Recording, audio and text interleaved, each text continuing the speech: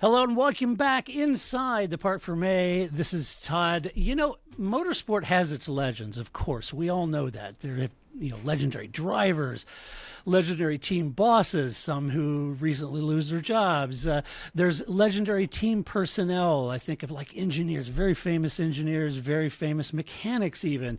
But it also has its legends in the governance of motorsport. I think of like the late Charlie Whiting, Sid Watkins, and even Max Mosley had a footprint on the sport.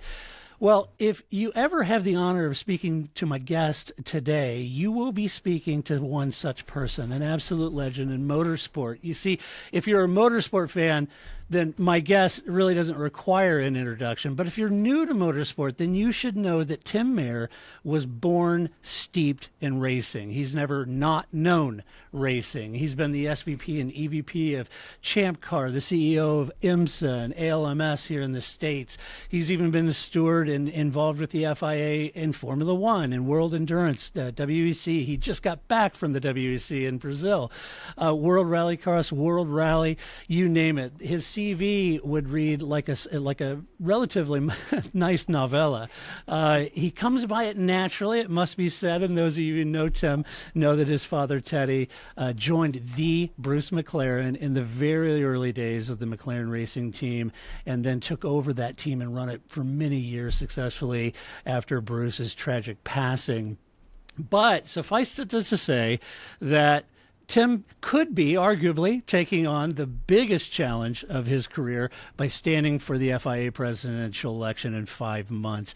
It is my distinct honor and pleasure to introduce and welcome Tim Mayer to the Park for May. Welcome, Tim. Well, thank you, Todd. I don't actually recognize myself from that introduction. Listen, I've had an incredibly fortunate career,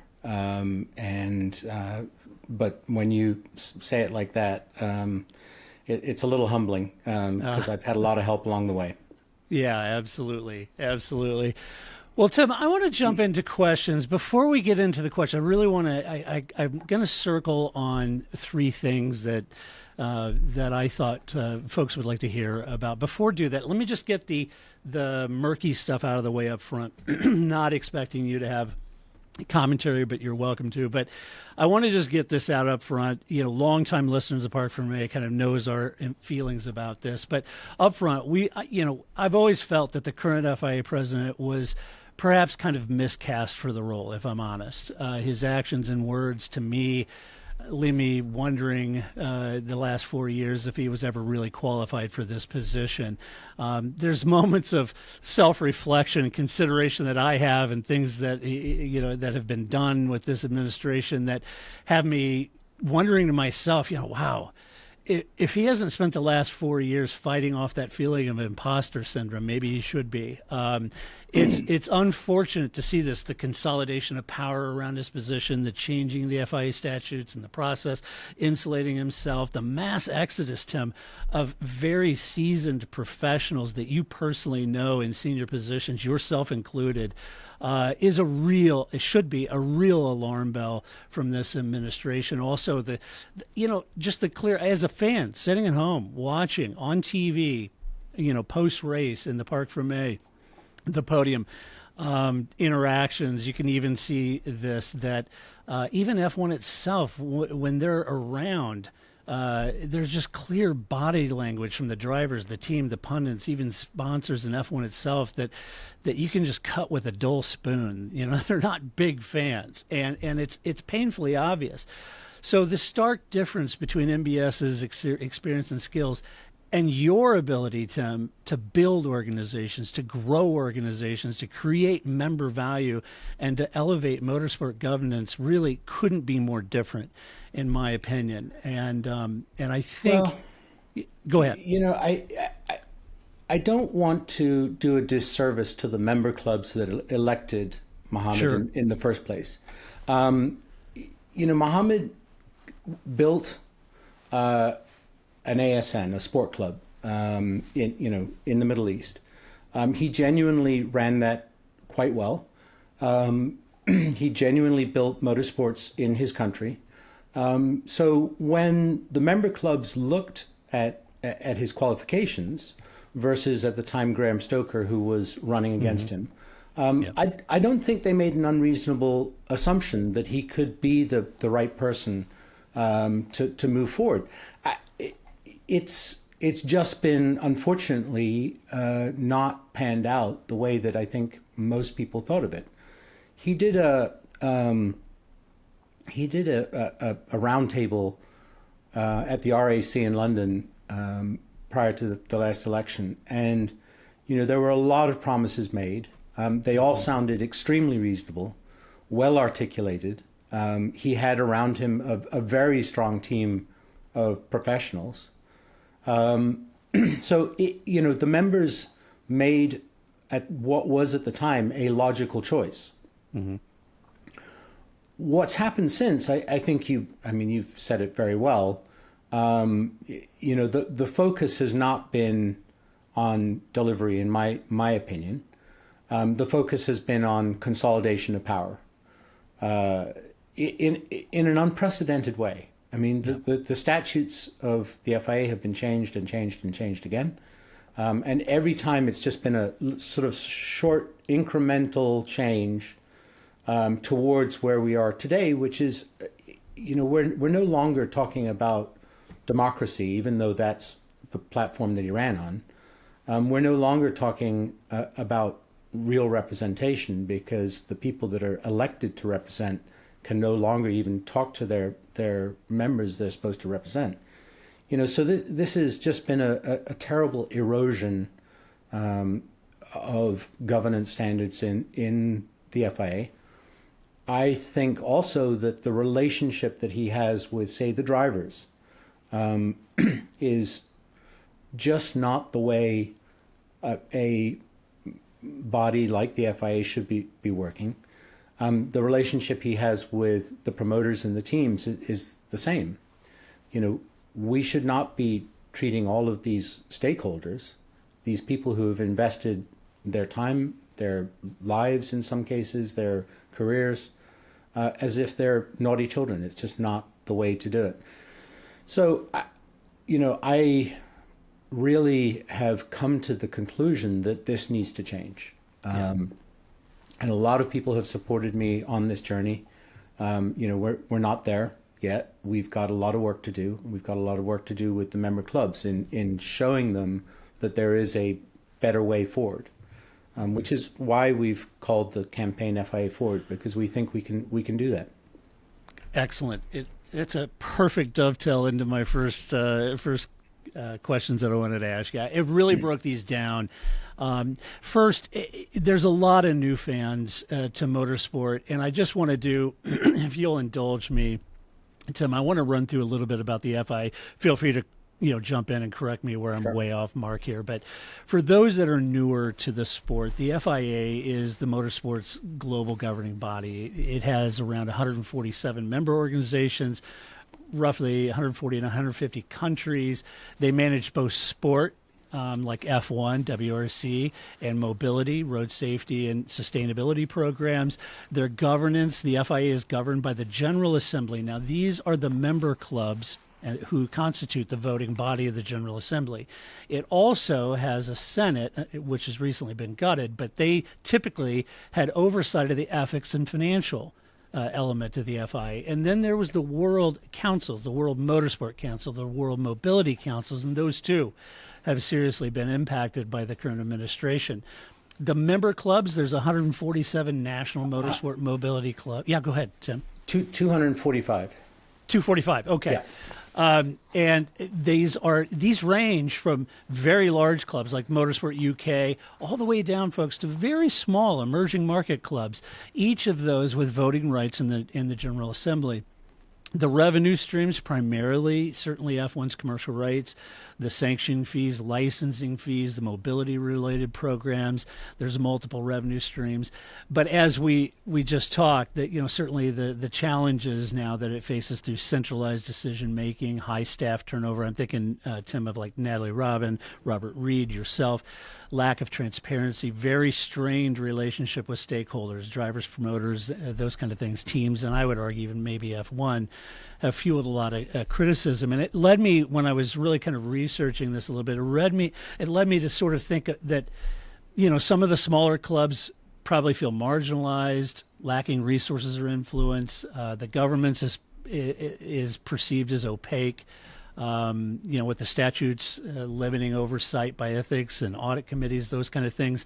And it really, there's one other element I kept thinking, and help me if I'm wrong on this, Tim, but I think F1's size and explosive size and its dominance can tend to overshadow other series or mobility initiatives, creating this sort of imbalance of resource allocation within the F1 or FIA. So I think... Yeah, go ahead.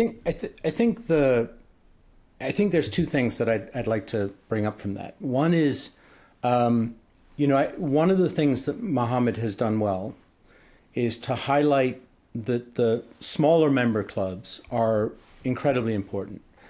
There's what a lot of people think of as a strange voting system within the FIA, which is to say that, you've brought up Motorsport UK, the UK, the US, Germany, France, Italy, these are motorsport powerhouses. They've got, thousands of members, thousands of drivers, hundreds of team owners and that kind of thing. They have the same vote as a Caribbean island that has one karting track. Right. And a lot of people think that that's a bizarre situation. I actually... This is an area on which Mohammed and I agree.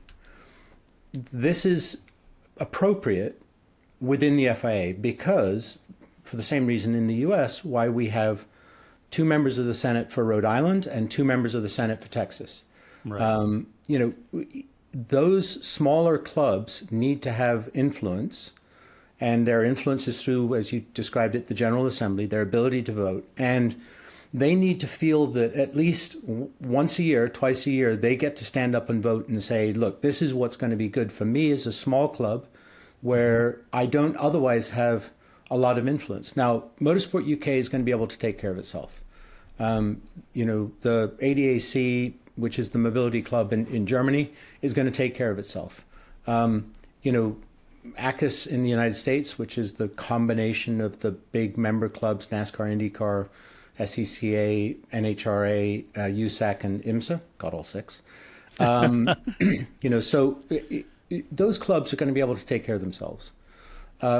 Those resources of the FIA, that focus and attention needs to go to those smaller clubs. So this voting system, which some feel is a little bizarre, given the relative size of, say, motorsports in the US versus motorsports in Andorra, for instance, that's I think appropriate. And Mohammed has highlighted this, and he has given the illusion of providing a greater voice for these member clubs in underserved areas. Why do I say it's an illusion? Well, he has said you have a voice. He has said it and articulated it very well. But what does that really mean? Well, you don't see them really being able to affect change unless it's change that he's suggested. If they come up and they want to debate something, you're done. You're out. Because the democratic norms of debate, and criticism, which I happen to think are constructive and are the first step towards making better decisions, no longer exist. You mentioned the World Councils. They are elected, the members of the World Councils are elected by the member clubs to represent them in mobility, which is, as you said, road safety and access and dignity and opportunity for road users, and sport. So there are 2 World Councils. Mohammed has put in place a non-disclosure agreement. Now, non-disclosure for sensitive items, I get it. Contract terms, I get it. But they're not even allowed to discuss the agenda of the meetings with the people that they are supposed to represent. And unilaterally, the presidential team gets to fine you 50,000 euros if they don't even have to prove that you leaked it or talked about it or whatever. They can just institute a 50,000 euro fine. Wow. This is not normal democratic process. No. You know, you mentioned the Senate. They have always had financial oversight. They've always had ethics oversight. Those have been gutted. You know, and if Senate members who are supposed to supervise and oversee the president, if they are not on his side, or they say, hey, we should look at this, they can now be unilaterally pushed out by the president, and have been. Yeah. This has happened. So, this is not normal. It is not good for the smaller clubs. It's my job to explain this to them. And, my platform is to devolve power back to these clubs, to hand it back to them and listen to them and listen to criticism and listen to, what they want for change. There have been steps, and I'm absolutely not going to take away from Mohammed, what he has done right, because there have been some things that he's done right. As was recently pointed out by one of the members for Africa, the first General Assembly ever held in Africa happened last year. This is a good step.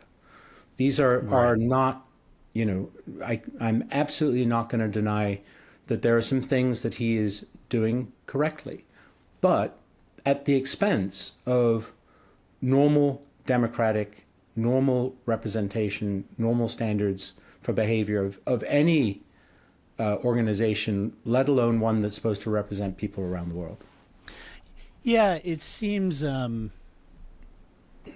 well, from the outside looking in, it seems a little specious about, inviting a participation, but then telling them how they're going to participate. Without that empowering of those smaller clubs, whether that's through resource allocation, regional development funds that might go into, even subsidizing some events in some of these smaller emerging markets to boost participation or visibility, those kind of things. I guess, Tim, how would you see in your platform, we've talked about empowering those smaller clubs to have that voice, to have that voting, to be part of and elect the world councils.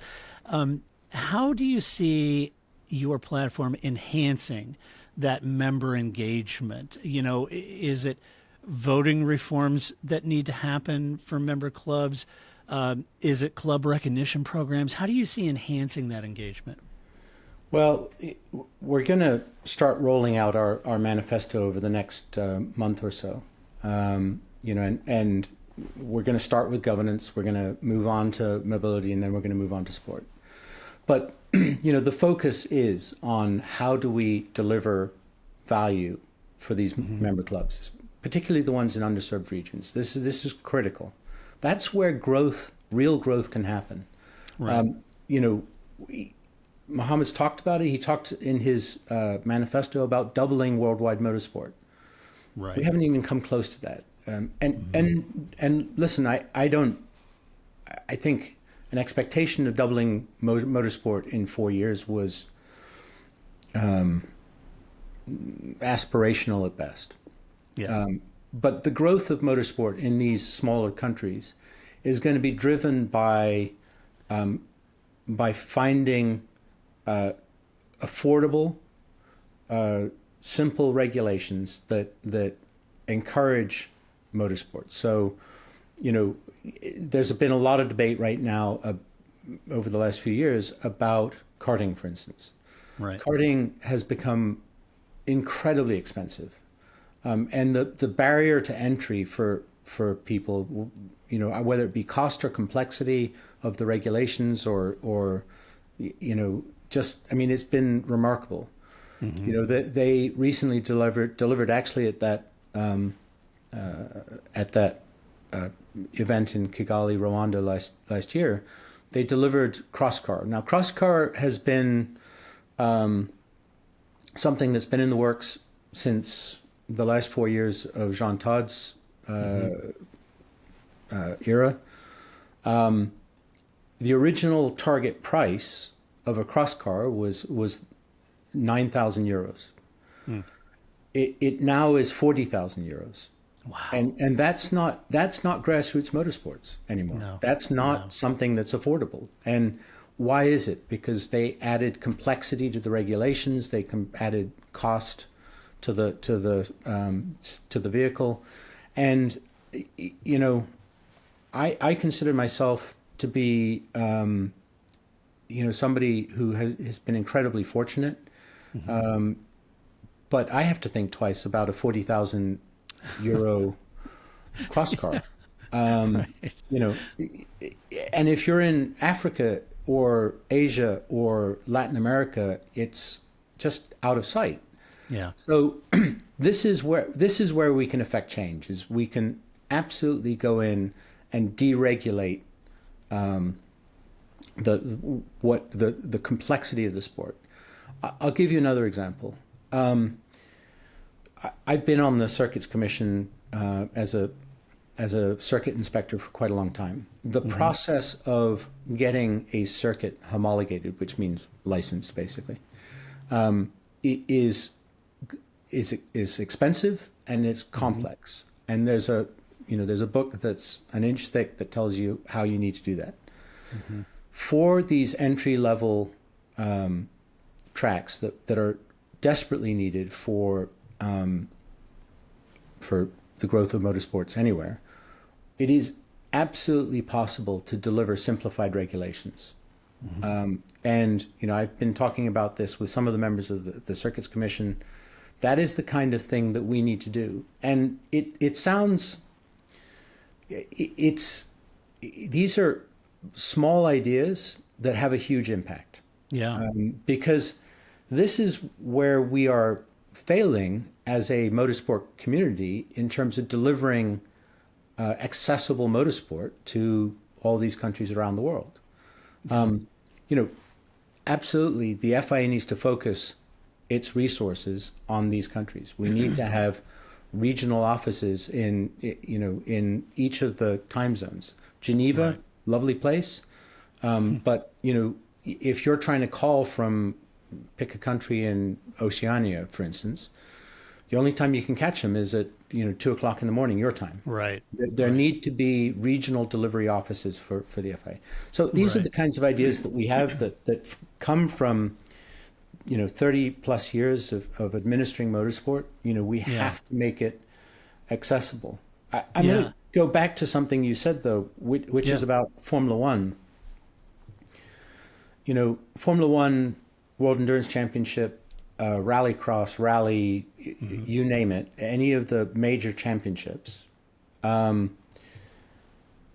We need to work with these championships in the spirit of partnership. We've got to come to the table with the manufacturers, with the investors, with the drivers and the teams, and say, where are we going over the next 10 years?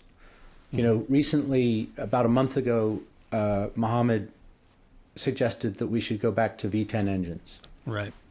Okay, we can have a conversation about V10 engines. He said for 2026. I mean, there is no scenario where flipping to a new engine formula for 2026 made any sense. Right. This last week, he's suggested V8s for 2029. 2029, 2028. Okay, maybe.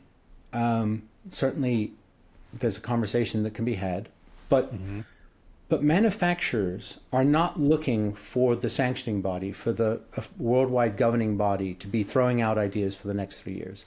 The conversations that need to be had are, where are we going 10 years from now? Where are we as a sport? What's the development pathway?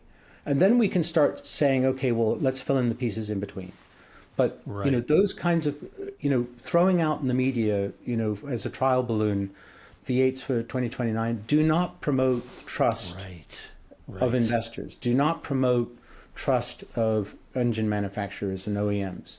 It's completely the opposite. So, I've been involved in the Endurance Commission for a long time, and the ACO, along with IMSA, along with, marginally with the FIA, have done an amazing job of articulating a long-term vision.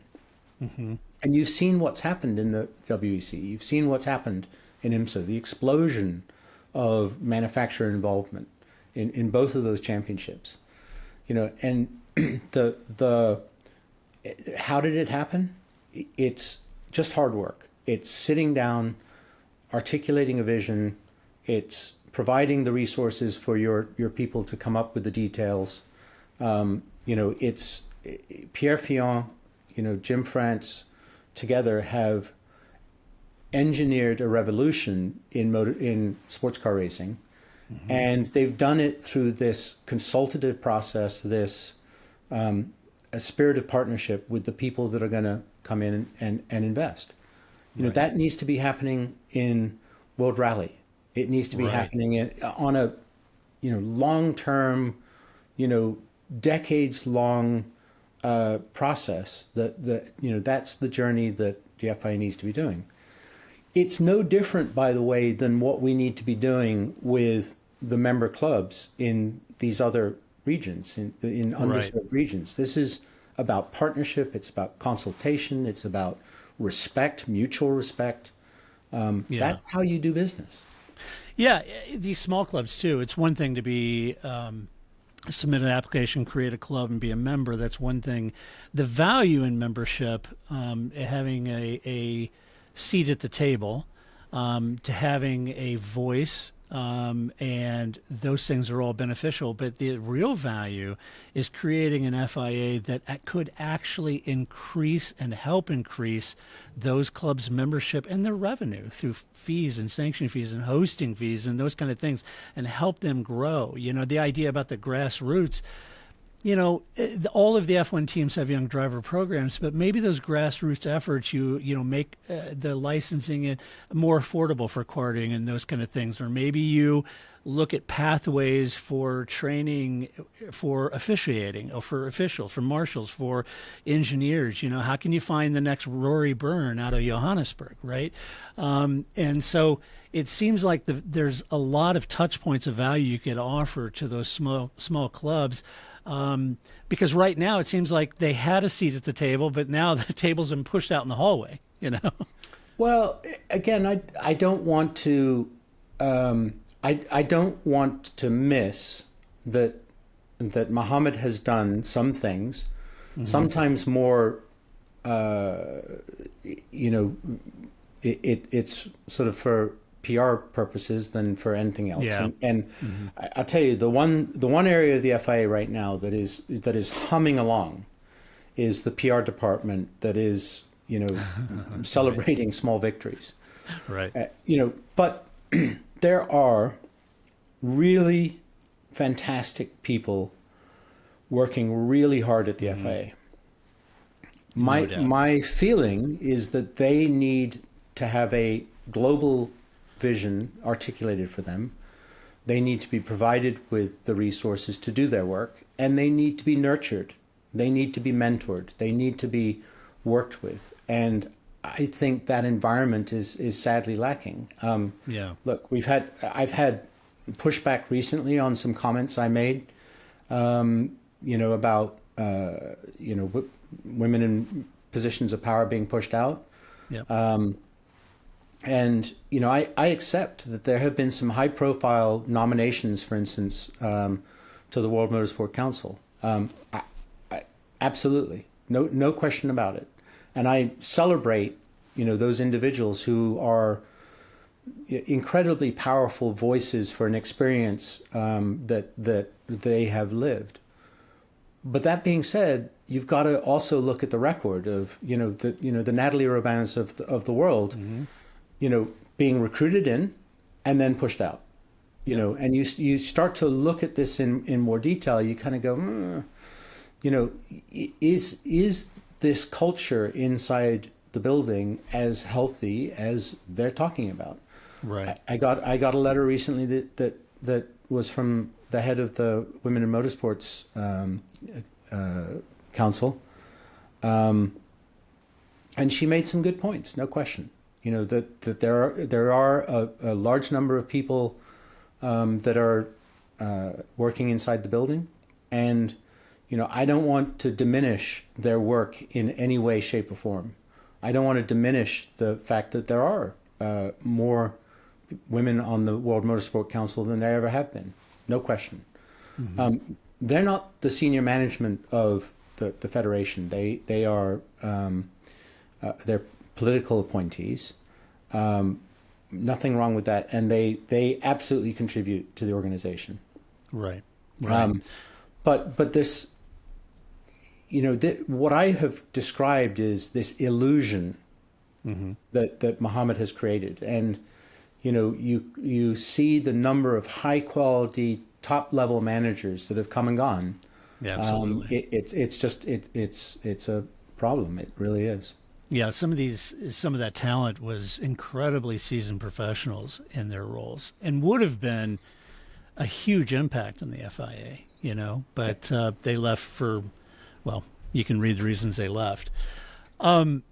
Let me ask you about, because it seems like to me, you're right. And on the outside looking in, I can see this. In my world, you know, we go in, we do a lot of go-to-market research and development, voice of customer research. We do a lot of, you know, customer persona creation. The FIA could do that around all of its member clubs and really come up with a plan that brings back that member value. But one side of this is that it's all about revenue and revenue generation, and certainly the commercial partnerships with F1 sponsorship portfolio, you know, targeting the technology and those kind of things. Tim, I know that Max sold, you know, it to Bernie for 99 years. I know Liberty bought that. Is there a possibility in your mind of renegotiating terms with Liberty over the increase of the FIA share in the commercial rights value? Is that a conversation over a coffee with Stefano, or would that take a golf game with John, Malone, and Chase? I think the answer to that is more complicated. I mean, Mohammed has promised the members that there's going to be he's going to engineer a massive change in the commercial relationship between Formula One and the FIA. Mm-hmm. It hasn't happened, and why would it? Yep. When you're acting, in my opinion, in bad faith as a partner, why would these major championships want to renegotiate when they sit in a position of advantage? Yeah. But I do think there is a conversation that can be had, not just with the promoters, but with their partners and you know, because ultimately the FIA is a charitable organization. Yep.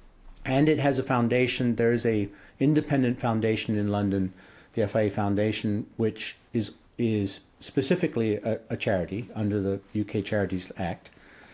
And the opportunity that exists, in my mind, is if we as an FIA can be a good partner and we can help them grow, then the flip side of this is that we can also articulate, well, here's why it is good for your sponsors to help us with projects in mm-hmm. Asia and in Latin America and in Africa. And this is how we can make it tax efficient, and this is how, you know, all those kinds of conversations. Right. And if you look at big championships, you know, particularly ones in the US with which I'm familiar, the NFL, let's take that as a for instance. Yep. You know, their Play 60 initiative, their, you know, flag football and all the way down to Pee Wee football. You know, they are involved in that, and they are doing that because they ultimately see the value for them in terms of fans, in terms of fan engagement, in terms of engaging younger people and talking to a new audience and so on and so forth. They've gone to new markets they play in the UK now every year. They play in Germany now. They play in, played in Brazil, because they're engaging new markets, and they're taking their sponsors, they're explaining to them why this is good for them. And that's what we need to do, is rather than being confrontational and trying to renegotiate because we're throwing out, all kinds of ideas over time. We can go in and say, look, here's what the benefit to you is. The benefit of having strong karting is that you will then have strong Formula 4, strong Formula 3, strong Formula 2, and ultimately strong Formula 1. The benefit of cross car for, people, for instance, if we can get that to grow and thrive, is ultimately that leads to rally and rally cross. Right. It is a off-road endeavor that can absolutely be set up, in any country anywhere for at the moment, relatively low cost. And if we can work on that and do better, we can make it lower cost, and provide, promoters and in local regions and the ASNs, the sport clubs in local regions with a template with which they can go out and do this. This is how we grow revenue in the FIA, because otherwise our revenue is fixed. Yep. As you say, those deals have been done. Yep. Now, Mohammed has raised license fees on drivers. The Formula One drivers, even the Formula One drivers who are making millions are beginning to say, "Whoa, they're squealing a bit." Yeah. Yeah. Okay, maybe we've reached a limit there. The racetracks that Formula One races on have seen hundreds % increases in their license fees. Wow. I think we've reached a limit there. All of the circuits around the world, whether you're a grade, so grade 1 is Formula One, grade 2 is just, roughly speaking, and it's a power to weight ratio formula, but basically you're talking about, circuits that can take touring car and that kind of thing. Right. IndyCar races at grade 2 circuits. Those fees have gone up. Grade 3 has gone up. Wow. Every category has gone up. Okay, we've reached the limit on those fees. Yeah. And again, from my view, the new way for us to increase revenue is to stop being oppositional to our stakeholders, the people that are investing in the sport, and start engaging them in a way that encourages investment. Yeah. Yeah. I know, Mohammed said he kind of made a meal out of the fact that, hey, I brought in an 11th team and brought Cadillac in and the entry fee. And I'm sure that entry fee is a welcome friend, but, that doesn't seem like a long-term plan for me. Now we're going to do a 12th team. Well, okay, but that's a limited, there's diminished returns on this because the existing teams don't want to split the prize money 20 different ways with 20 different teams. And there's a capacity load here that starts to become untenable. So while I welcome an 11th team or possibly a 12th team, that can't be your sole focus on real revenue generation. It's got to be in other areas. And I think your comment, which really is salient to the point, is that Formula One has the viewerships, has the broadcast revenue, has all of the revenue they're generating through content and digital content creation. It's all wonderful for them based, on the back of DTS. When you look at the teams, this is sort of the rising tide theory, right? The teams are doing well. They have their own programs where they're harvesting and developing drivers. Hold on. Before you go too far on the teams are doing well, the teams are doing better. Yeah. Than they were. But for many of them, they have not reached the break-even point from where they started their investment. So, right. You have certainly the revenue has gotten to a point where they are now profitable. More or less, because even though the cost cap is let's just call it $145 million. Right. Which sounds like an unbelievable amount of money, but in the context of a 24 race championship and everything that goes into it, it's a constraint. Yeah. But that's what has allowed that people to invest in these smaller teams and to put the money in, but they had to put a lot of money in to get them to the level that they are now. Yeah. And I don't think that return on investment to where you can say, okay, we're now, rolling around in bathtubs of money is genuine. And, not so long ago, Mohammed said, oh, it's very difficult for us as the FIA to enforce the cost cap. So maybe we shouldn't have a cost cap. Well, again, that's not the spirit. Now, if he had said, look, it's very difficult, we need more money to do it, I get it. And I think that's what he ultimately meant.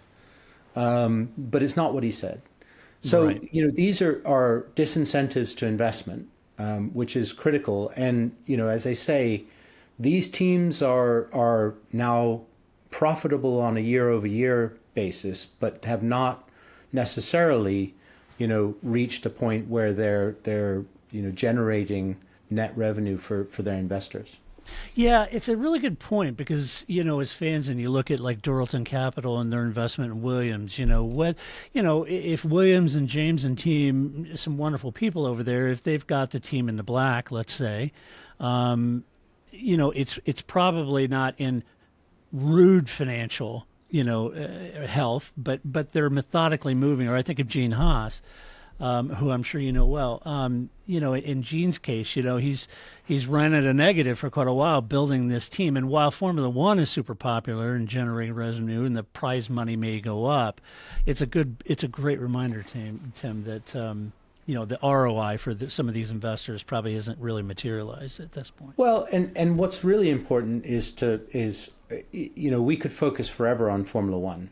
Yep. But the FIA is not, the president of the FIA is not the president of Formula One. He's not the president of, let's say, just WEC.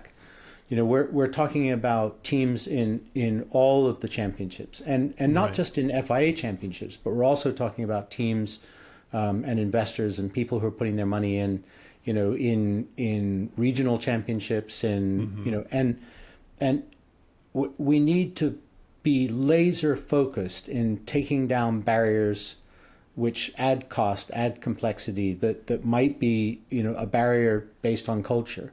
That's the job of the FIA. And this sort of, and not all of that costs a lot of money to do. Right.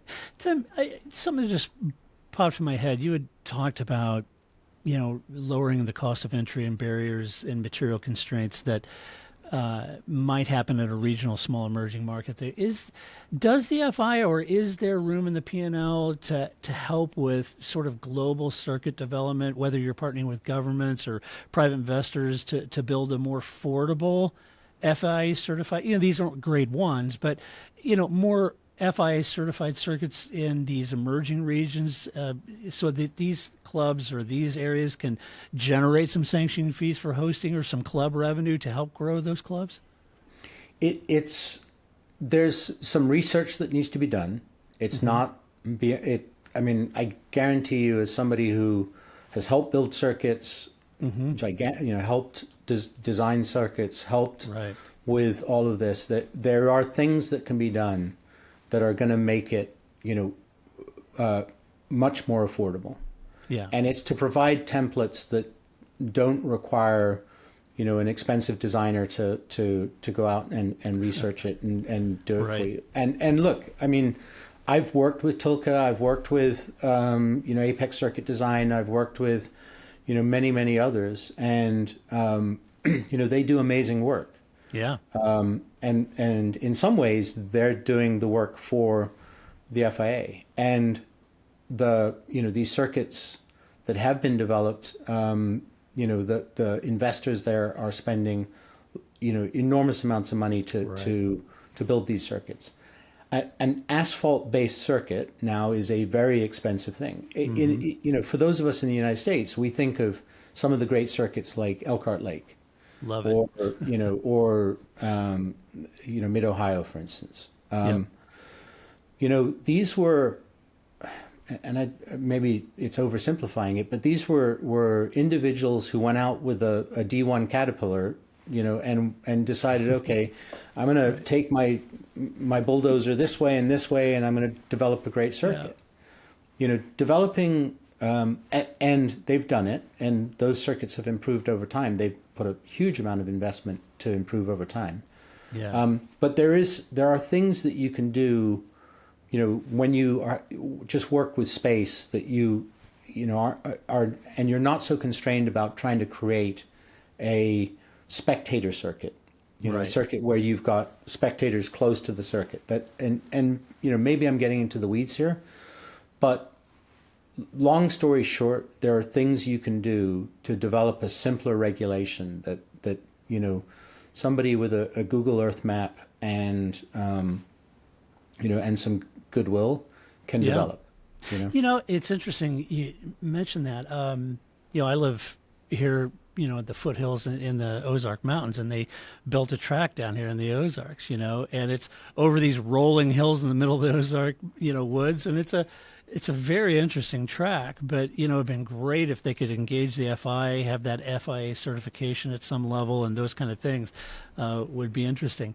I want to tack in the wind here a little bit and move to improving governance. I think this is a big issue for even fans sitting at home watching sport, whether, like you said, whether it's WEC or F1 or WRC. How do you see the FIA improving its transparency and accountability? Well, first of all, you have to have a determination that that's the right thing to do. Mm-hmm. I think that there are probably two areas you're talking about. One is on the officiating side. And I think that the way that the FIA officiates is opaque to most people. Mm-hmm. I've been a race director. I've been a steward in almost every championship that the FIA has at one point or another. It's sort of not that complicated, but somehow we managed to not articulate it that well. Yeah. There are an enormous number of people who work really hard as volunteers to be stewards, and the Formula One stewards, of which I was a Formula One steward for 15 years, do it for free. And to get to that point, you have to have had a career somewhere, some experience that helps drive you there. The FIA has recently introduced what they call the HPP program. And this is a way of trying to accelerate people coming into the top level championships. Mm-hmm. I think the way they're doing it is naive.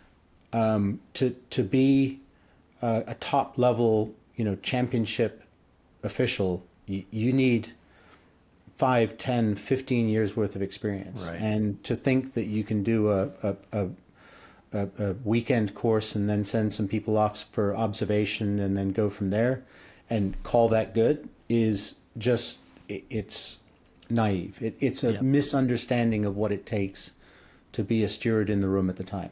Right.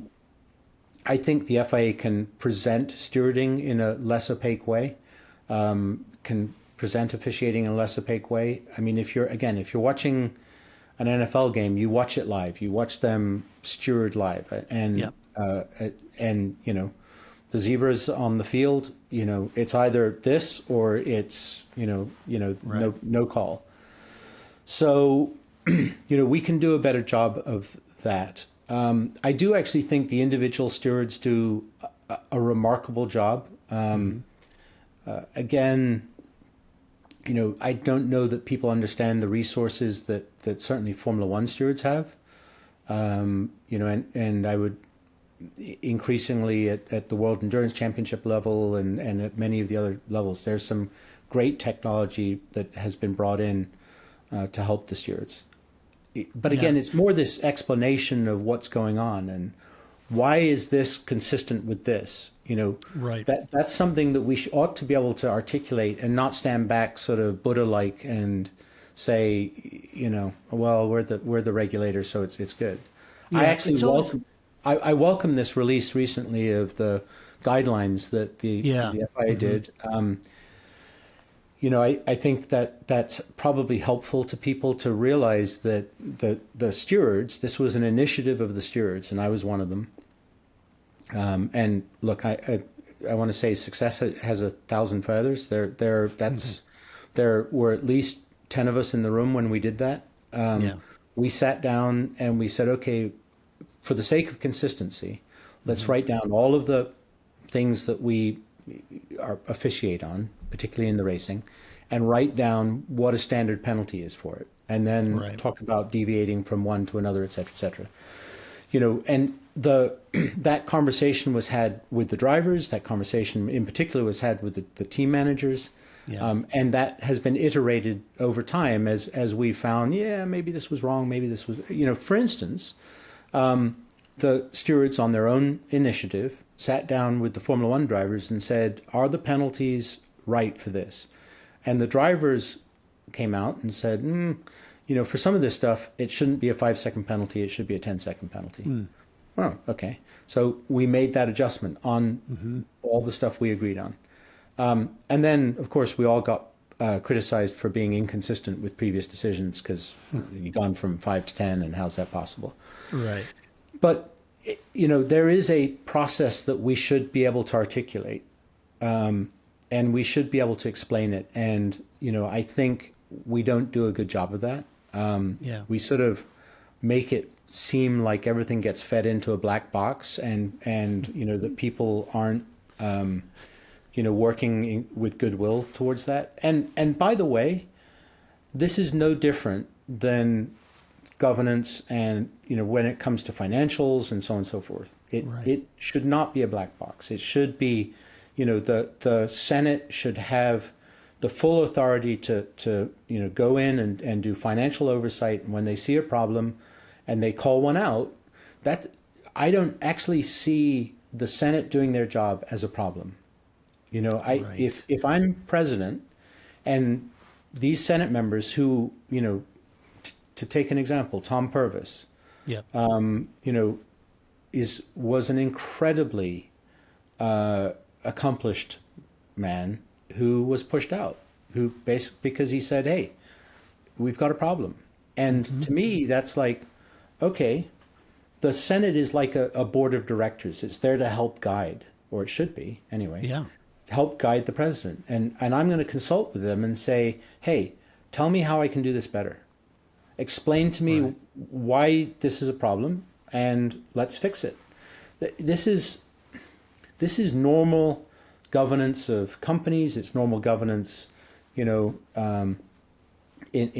government, in proper, in democratic institutions. The Senate and the House in the U.S. get to ask questions of the executive. Right. That's the way it should work. Right. In the UK, the Parliament, they have committees that ask questions of the Prime Minister and his administration. And all around the world. I'm not going to, I am most familiar with the English-speaking world, but all around the world there are these normal, processes, that exist. Yeah. And I would think, when you're governing like that, in my mind, publish a quarterly sort of financial and governance report detailing the revenue allocation, decision-making process, what decisions were made. I mean, this should be all open. There shouldn't be anything nefarious in this, just to build that trust among stakeholders, clubs, and those kind of things. That happens certainly for not-for-profits here in the States. One of the things on the F1 story, I'd be remiss if I didn't ask you this, because I know all of our listeners will kill me if I don't. The question on F1 stewarding in particular, and we get this all the time, is it possible to have a standardized stewarding crew for all races? I know, or correct me if I'm wrong, Tim, I've read Max Moses' autobiography, so I saw how some of these rules and regulations were purposely left vague so you could really work within the margins on context. But it's my understanding that one of the perks of the member clubs is to be race stewards for races in their host nations, etc. I assume they still do that. Mm-hmm. Fans are like on the edge of their patience with the lack of consistency. Is it possible to have an official stewarding crew Is there room in the P&L for it? Is the perks too strong for member clubs to avoid doing that? And if you can't do that, how can we solve that issue? Well, I'm gently going to push back. Okay. Michael Massey, who Yep. controversial race director, but Yep.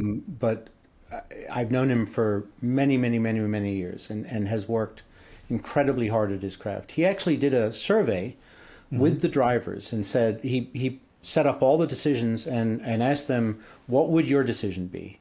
And it was like, I think it was like 95% of the decisions, the majority of drivers agreed with the stewards on those decisions. Oh, interesting. So and when you look at the number of decisions that FIA stewards take versus the ones that you really hear about, Yeah. most of them are incredibly uncontroversial. Right. Now, if there's one or two clashes a race where people have an opinion. Yeah, of course. I would tell you that the Formula One stewards have an incredible amount of information to refer to. Typically on any given incident, it's multiple angles of video, it's telemetry, it's radio, it's many, many other things. And so they have sort of a privileged view of what's happened. It would be incredibly boring to try and show that process to the fans. It would take, I mean, the stewards typically are very busy in a Formula One race. As I say, most of the decisions go unnoticed because they're uncontroversial. The ones that are noticed, here's where I guess I'll push back. We all of us have a view of certain types of incident and certain types of driving style. And I'll certainly take the most controversial driver out there, probably Max. Yep. And Max has a certain driving style. And by the way, his job as a race car driver is to drive that car as close to the edge for as much time as is absolutely possible. And he's clearly one of the more successful drivers in history at doing that. So is it inevitable that at some point he's going to drive it over that edge when he consistently keeps it on that edge? Right. For sure.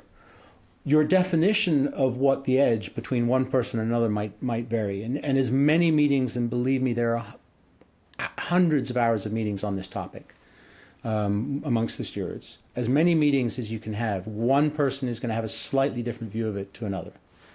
And that will advantage or disadvantage a particular driver depending on who your quote-unquote permanent set of stewards is. Right. So while I accept that having a permanent set of stewards would give you at least a more permanent definition of what is and isn't acceptable, it may or may not advantage or disadvantage one driver's driving style or one sort of set of situation or another. And the FIA has had a permanent steward in the past and has always come back around and rejected it in the end for this very reason, because they felt like, investing that much power in one person doesn't work for the teams. So, I'm not against having that discussion, sitting down with the drivers and the teams and saying, okay, but I would definitely be the person saying, be careful what you wish for, because you might actually get it. Point. It's a really good point, Tim. I'm not picking on anyone in particular. I'm just running it through my mind as you're explaining that. Two things that come to mind. One, I always like to try to look at the flip side of my argument and counter it. And I would think that one thing I have noticed is a reduction in teams sort of appealing a lot of decisions versus maybe 15 years ago, or 20 years ago. The appeal rate seems to be low, in my opinion, which is probably good. The other thing is you're mentioning the permanent steward. I'm just running through my mind. I think I'm not picking on like Damon Hill, a wonderful guy. We share a birthday. Love Damon. But Damon, not a big fan of Max's driving style. If he was the permanent race steward, you could always see a higher level of scrutiny over one particular driver who that steward may or may not agree with the driving style. Whereas rotating the board a little bit, you're going to get a wider range of view of racing. And so I can see your point there. I hope I'm paraphrasing that. No, I mean, that's accurate. And Yeah. I mean, certainly not to pick on Damon, but all of the driver stewards have a huge voice in how this is. After 34 years of professional motorsport, I can watch an incident and typically come up with an answer that I am absolutely satisfied with, and most people would be. Right. But a driver steward like Derek Warwick can just get there quicker. Yeah. Because he's lived it. Even watching it on a monitor, he feels it in the seat of his pants. Yeah. I would, Tonio Luizzi is Yep. one of the driver stewards, and I've worked with Tonio, and I've literally watched him, go, okay, guys, this is how this happened, and it's like, Yeah. and because he's now in his private life, he mentors and teaches a number of drivers. He's an incredibly successful restaurateur in Milan, in case anybody ever wants to go visit one of his restaurants. They're great. But his ability to explain in the room, okay, this is what happened, and you kind of go, wow, just how did he get there that quick? But every one of them has a driving style. They all have a driving style. So, I've heard the suggestion that maybe we should have more drivers as stewards.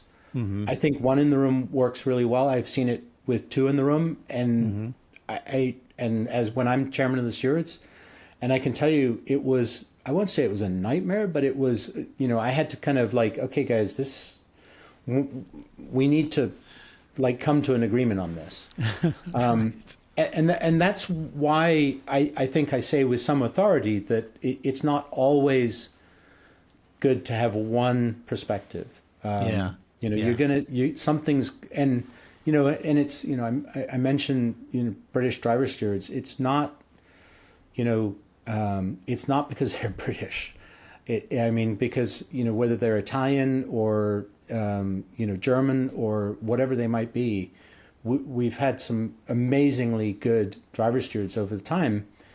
It's just because this is a multivariable equation. Every corner is a multivariable equation, and not everybody solves it the same way. Right. And so you get slight variation, and that's. But I would argue that you're talking about there being less appeals, although most of the decisions that have for penalties are not appealable. But generally speaking, I think it's because the work of the stewards, and I've been privileged to be part of that committees and so on that have helped evolve this. It's no longer, even the national stewards, you talk about national stewards on the panel, all of these people are quasi-professional at what they do. They have spent the 10,000 hours, and in some cases hundreds of thousands of hours to get to where they are. Right. That's great. I was thinking about and we've covered this, so I won't dive back into it, but I do like your commentary on, in my notes, I have this sort of long-term rules. And there's always that element. The longer the regulations are stable, the closer the competitiveness of the teams. And the fans are all excited because one of 5 different drivers can win a race. And then the criticism from fan is always like, okay, well, then we change the regulation. This could apply to WEC or other series too. But and then we change the regulations, and the teams spend millions and millions and millions of dollars on new regulations and new cars and new aero and new chassis. And, and we evolve that. I believe I read, correct me if I'm wrong, Tim, but I believe you alluded to it earlier, that it is important to have long-term regulatory frameworks that manufacturers can bank on, that sponsors can bank on, that teams can bank on, and monetize and budget for in the long term in development and R&D. And I'm thinking that you were a big proponent of that. Is that correct? Yes, but and the but is that if you are talking about Formula One, you have to be talking about a formula that that represents the leading edge of technology that is, in my opinion, needs to be applicable to the road 5 years, 10 years down the road. So you can't just say we're going to freeze the formula for 10 years. Right. In Formula One, because it's contrary to what the formula is about. You know, and you can talk about what is the right period of stability in each championship based on what that formula, what that championship is about. So, for instance, Formula E has, had multiple generations of their car. They haven't thrown the baby out with the bathwater every time they've done it. There's not a complete revolution of the formula, but they have incrementally improved it as battery technology has improved and so on and so forth. So the reasons they have changed the cars is to better represent the relevance that they have to electric mobility and that connection. So, it is always a value proposition that has to happen. What is the value of changing the formula versus the value of keeping it the same, right, or similar? And what is that pathway? What are the incremental steps we're going to take towards the future? So, yeah, I am very much for a long-term pathway, but that doesn't mean I'm against change. Yeah, you're always going to have that migration path with technology, that's always going to force that to drive forward, and manufacturers are going to want that too. And then my final question, completely off the wall, but I'd love to get your opinion. How do you think WC is doing with their balancer performance, BOP?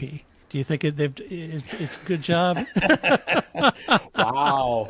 I know. That's a gotcha question. Sorry about that. But BOP is huge. But Why don't we add driver ratings into that as well, just so that we're fully into the... We're committed to...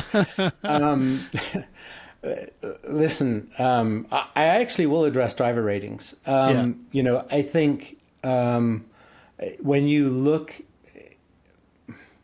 Because I actually think driver ratings are a great way to segue into BOP. Why do we have driver ratings? And I was involved in sort of part of the creation of this formula. Again, I didn't know that. Yeah, this has 1,000 fathers, but and I'm but one of them. When I was at IMSA, I was chief operating officer of IMSA.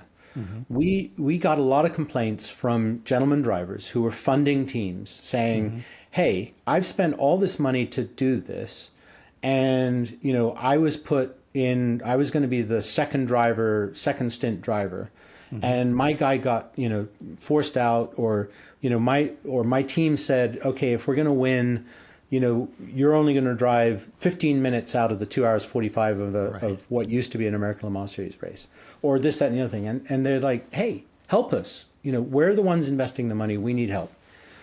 That's the genesis of the driver rating system and the time allocations for drivers. There are always going to be cases on the margin where you could argue that a silver should be a gold, or a gold should be a silver, or whatever it might be. But I think the statistic now is that there are over 9,000 rated drivers around the world. And the committee that does this, I know every one of them, and I'm not going to name any of them because they get hate mail when their names are used. But of those 9,000, I would argue that 98, 99% of them are accurately placed.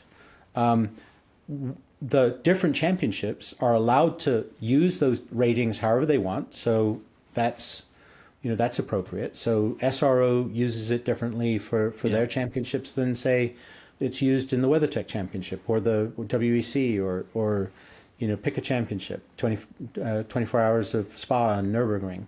Though all of those they have the option of using it however they want. So, is it fundamentally unfair? Absolutely not. Are some instances of unfairness going to exist? Yes. And I would say the same thing about BOP. BOP came about because if you don't have it, then let's just say you're trying to develop I'm going to say car X versus car Y. Yep. And the car X is a larger passenger car than car Y, meaning larger glass house, and so aerodynamics are different, and you're trying to do this, that, and the other thing. So if you try and force those two cars, at some point somebody's going to say, you know what, the regulations don't work for me, I'm out of here. So if we want the participation of manufacturers, we've got to somehow limit, and instead of telling them you've only got X amount of money, we say you can spend whatever you like, but we're going to adjust it. So that's the other way of disincentivizing overspending on things that don't matter to the racing. Right. And over the years in sports car racing, we have seen this boom bust cycle. Can-Am is probably the most famous example of that, where you had, my dad was there when McLaren was. It was only one car could win. It was the orange car of McLaren. And then we had the era of the Porsches. And after that, Can-Am was gone, right? So, that's an example of a sports car championship where it went up, great, it went down. Yeah. BOP is a way of making sure that that manufacturers, everybody has a way to approach it without spending just unlimited amounts of money. Right. And which does give everybody a chance. Right. Is it going to be perfect? On the margins, no. And unfortunately, BOP is all about marginal differences. Right. So, finding the perfect BOP is beyond difficult. It's an incredibly difficult endeavor. Although they've gotten a lot more sophisticated, right, with torque censoring now, and it's not just trying to mitigate airflow or overall, BHP. Yeah, it's not just adding success ballast, as it were, which is the old way of doing it. So, it sounds like I'm making excuses for BOP, and I kind of am. But what we're seeing now tells us that it generally works. Yeah. The number of manufacturers that have come in, my experience as an official is that the pressuring the officials in football, I think they call positioning the refs. Yeah. You watch the coach on the sideline, whispering in the side judge's ear. Well, this is kind of the same thing that's happening. I mean, and I don't blame the teams. They are more than well aware of how this all happens. They participate in the process. Yeah. But particularly at IMSA, there is a manufacturers council where they all swap data and they all have an opportunity to have input. Sometimes it works for a particular track and sometimes it doesn't. I mean, just let's call a spade. But the racing has typically been incredibly close when you look at historically what has racing been. You come down to the last lap on almost every race, including 24-hour races. I mean, that used to be unheard of. Exactly. I mean, by 4 in the morning at Daytona, it used to be, everybody, you could start drinking the champagne then because people knew who was going to win, plus or minus a breakdown or something like that. Yeah. Now it's down to the last 30 minutes has been a dogfight. I was at Le Mans this year. Certainly the Ferraris won, but there was going into the last hour, there were multiple other cars that could have done it as well. Absolutely. Yeah. So Absolutely. you know, it's it would be disingenuous to say that we can't do better, because we always can do that, and that has got to be the standard by which, you know, the sanctioning bodies in the case of IMSA, or the Yeah. world governing body, we have to always not rest on our laurels, say, what can we do better, how can we do it better? Again, get in the room, have a consultation, everybody gets to have their input, and then, yeah, at some point somebody has to make a decision. But Yeah. But it's a much more measured decision. Yep. Yep. Yeah.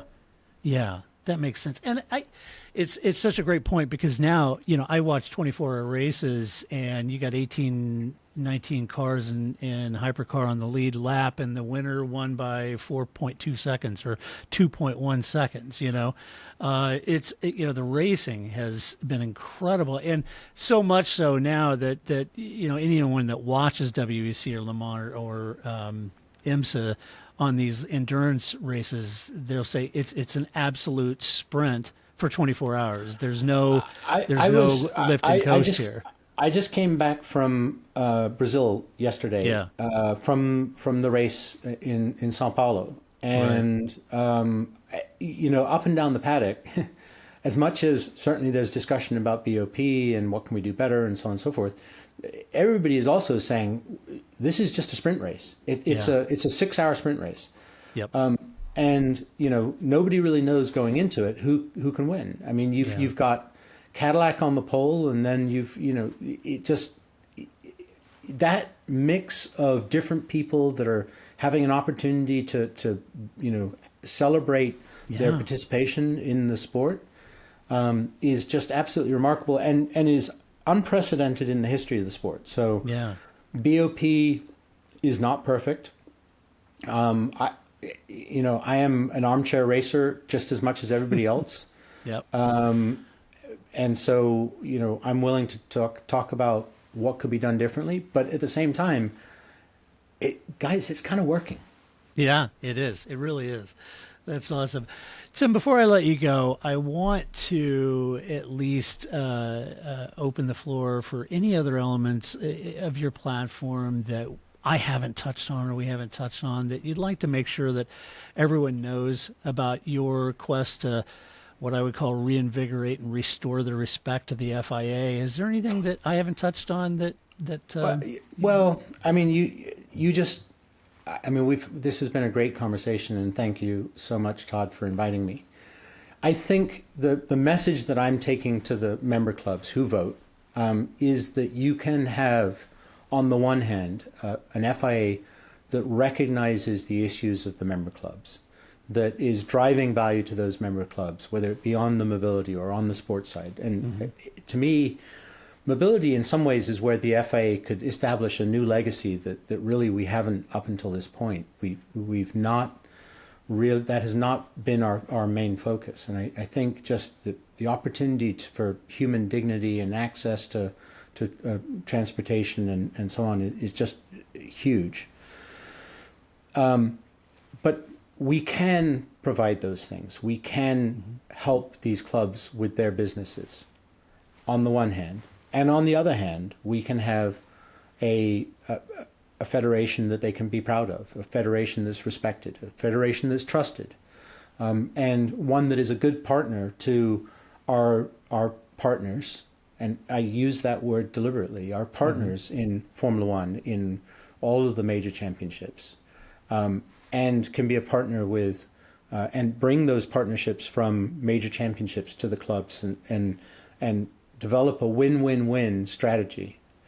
This is possible for our member clubs. It takes professional management, it takes honesty, openness, integrity, but those things are possible, and that's my commitment to the clubs, that's what I'm going to deliver. I'm going to work really hard over the next 5 months to go around and talk to as many of those clubs as possible and explain that to them. Excellent. Tim, you are a singular professional, and I am so grateful for your generous time and kind consideration of coming on and talking to us. And we absolutely wish you all the best in the election, and thank you so much for taking time to speak with us. Todd. Thank you so much.